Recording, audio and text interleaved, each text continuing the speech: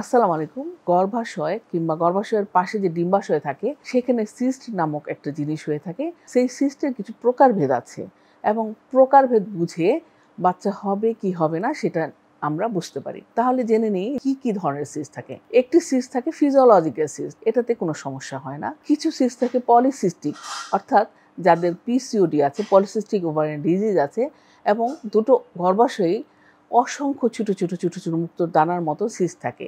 এই সিস্টগুলি কি করে, ওভুলেশনে বাধা দেয়, মাসিক অনিয়মিত করে এবং সন্তান সম্ভাবনাকে কমিয়ে দেয়।